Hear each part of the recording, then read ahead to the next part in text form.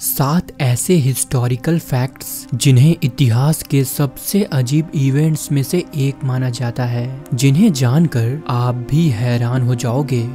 Number 1, 1960s में cold war के दौरान यूएस की सबसे इंटेलिजेंस एजेंसी CIA ने एक काफी अजीब और सीक्रेट ऑपरेशन एग्जीक्यूट किया, जिसे लोग एक फेलियर और स्पाई हिस्ट्री का सबसे अजीब चैप्टर मानते हैं। इस प्रोजेक्ट का एम कैट्स को स्पाई के रूप में ट्रेन करना था, जो बिना सस्पेक्ट हुए एनिमी कन्वर्सेशंस को रिकॉर्ड कर सके। CIA के ऑफिसर्स ने सोचा कि कैट्स आइडियल स्पाइस हो सकती हैं, क्योंकि वो नेचुरली स्टिल्थ होती हैं और वो बिना किसी सस्पिशंस के हॉस्टाइल एरियाज में एंटर हो सकती हैं। प्लान के अनुसार उन्होंने एक कैट के अंदर एक माइक्रोफोन और ट्रांसमीटर सर्जिकली इम्प्लांट किया। इस प्रोजेक्ट में लगभग $20 मिलियन खर्च किए गए। सर्जरी के बाद CIA ने कैट को सोवियत एजेंट की कन्वर्सेशंस रिकॉर्ड करने के लिए ट्रेन किया और एक मिशन पर भेजा।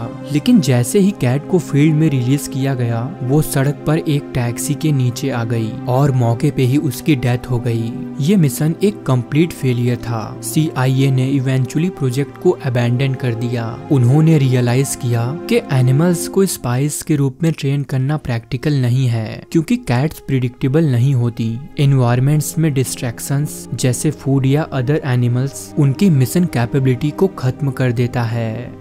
नंबर 2, वर्ल्ड वॉर 1 की एक ऐसी मिस्टीरियस और हॉरिफाइंग कहानी जो इटली और ऑस्ट्रिया के बीच कॉन्फ्लिक्ट से जुड़ी है। ये कहानी स्पेसिफिकली व्हाइट वॉर से संबंधित है, जो एल्प्स के बर्फीले इलाकों में लड़ी गई थी। इस कॉम्बैट को व्हाइट वॉर इसलिए कहा जाता है क्योंकि यहाँ टेम्परेचर -30 डिग्री सेल्सियस तक गिर जाता था। कहा जाता है कि वॉर में लगभग 10,000 सोल्जर्स ने अपनी जान गंवा दी थी। लेकिन इसमें सबसे हैरानी की बात यह है कि 1940s में जब ग्लेशियर्स मेल्ट होने लगे, तब हाइकर्स को उन सोल्जर्स की फ्रोजन बॉडी मिलने लगी। उनकी बॉडीज पूरी तरह से प्रिजर्व थी। एक्सट्रीम कोल्ड क्लाइमेट ने उनकी बॉडीज को नेचुरल ममिफिकेशन प्रोसेस से गुजार दिया था। लेकिन स्टडी में जो बात सामने आई वो और भी डरा देने वाली थी। पता चला कि उन सोल्जर्स की मौत वॉर की वजह से नहीं, बल्कि एक बहुत बड़े एवलांच से हुई थी। उनके यूनिफॉर्म्स, वेपन्स और डायरीज उनके साथ ही मिले। इन डायरीज और लेटर्स के माध्यम से ही पता चला कि कैसे उन्होंने अपना लास्ट मोमेंट बर्फ में स्ट्रगल करते हुए बिताया था। इस घटना को एक सिंबॉलिक ट्रेजेडी के रूप में भी देखा जाता है, जो ह्यूमन सफरिंग और वॉर के हॉरर्स को रिप्रेजेंट करता है। नंबर 3, साल 1816 को the year without a summer कहा जाता है, क्योंकि उस साल पूरी दुनिया में टेम्परेचर अचानक ड्रामेटिक ड्रॉप कर गया था। यूरोप, नॉर्थ अमेरिका और एशिया में लोगों ने एक्सपीरियंस किया कि समर के मंथ्स में भी बर्फ पड़ रही है, जिसकी वजह से हार्वेस्ट काफी खराब हो गया और भुखमरी शुरू हो गई। सनलाइट इतनी वीक थी कि लोग इसे एपोकलिप्स का साइन समझने लगे। असल में ये सब माउंट टैम्बोरा के वॉल्केनिक इरप्शन की वजह से हुआ, जो 1815 में इंडोनेशिया में हुआ था। इस विस्फोट को हिस्ट्री का सबसे बड़ा वॉल्केनिक इरप्शन माना जाता है, जिसने एटमॉस्फेयर में millions of tons volcanic ash और सल्फर डाइऑक्साइड गैस रिलीज किया था। ऐश और गैसेस ने एटमॉस्फेयर में एक बैरियर क्रिएट कर दिया, जो सनलाइट को ब्लॉक कर रहा था, जिसकी वजह से टेम्परेचर काफी गिर गया। उस समय की लिमिटेड साइंटिफिक अंडरस्टैंडिंग ने लोगों को डर और असमंजस में डाल दिया था। लोग इसे दुनिया का अंत समझ रहे थे। नंबर 4, कैलिगुला रोमन हिस्ट्री के सबसे इनफेमस और कंट्रोवर्शियल एम्परर्स में से एक थे। उनका रूल 37 AD से 41 AD के बीच रहा था। लेकिन एक बार उन्होंने एक ऐसी वॉर डिक्लेयर कर दी थी, जिसके बाद से उनके मेंटल हेल्थ पर भी कई सवाल खड़े होने लगे थे।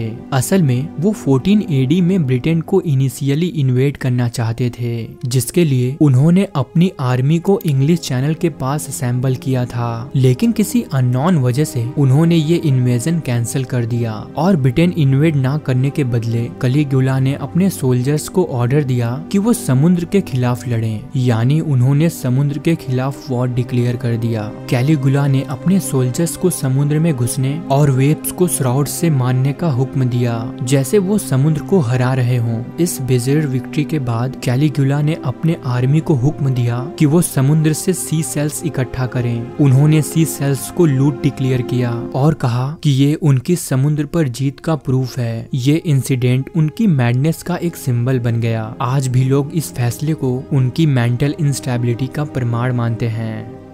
नंबर 5, 1830s के दौरान केचप को एक हेल्थ टॉनिक के रूप में प्रमोट किया गया था। ये कॉन्सेप्ट एक American doctor John cook Bennett के आइडिया से पॉपुलर हुआ। असल में उस वक्त लोग टोमेटोज को एक मिराकलस फूड मानते थे जो डाइजेशन इम्प्रूव और हेल्थ रिलेटेड प्रॉब्लम्स को क्योर कर सकता था। और इसी थॉट का यूज करके डॉक्टर बेनेट ने ये डिक्लेयर किया कि टोमेटोज डायरिया, जॉन्डिस, रूमेटिज्म और बिलियस फीवर जैसे डिसीज को ट्रीट कर सकता है। उन्होंने टोमेटोज से एक सिरप बनाया जो उनके अकॉर्डिंग एक वंडर मेडिसिन था। इस सिरप को टोमेटो पिल्स के रूप में मार्केट किया गया।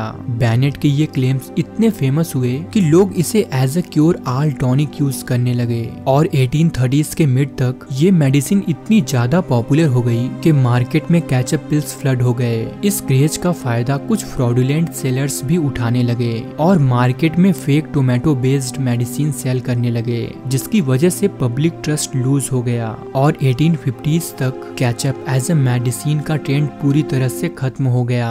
हालांकि कुछ साइंटिफिक टेस्ट्स ने भी इन क्लेम्स को रिजेक्ट किया था, जिसने लोगों में अवेयरनेस बढ़ाई और उन्होंने इन पिल्स को लेना बंद किया।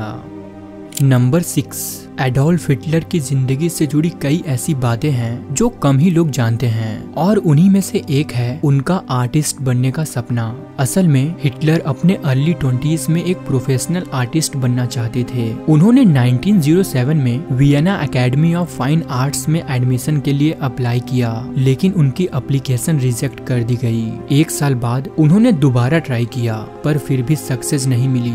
ये रिपीटेड फेलियर उनकी जिंदगी का टर्निंग पॉइंट बन गया। जो सपने उन्होंने कैनवास के रंगों में सजाना चाहा था, वही सपना टूटकर उन्हें एक ऐसे रास्ते पर ले गया जहां से उन्होंने दुनिया के इतिहास को हमेशा के लिए बदल दिया। कई हिस्टोरियंस का मानना है कि अगर हिटलर का आर्ट कैरियर सक्सेसफुल होता तो शायद वो कभी पॉलिटिक्स में नहीं जाते, लेकिन उनका रिजेक्शन, स्ट्रगल और अनफुलफिल्ड एस्पिरेशंस ने उनका गुस्सा और बिटरनेस पॉलिटिक्स के जरिए एक्सप्रेस करने की तरफ धकेल दिया।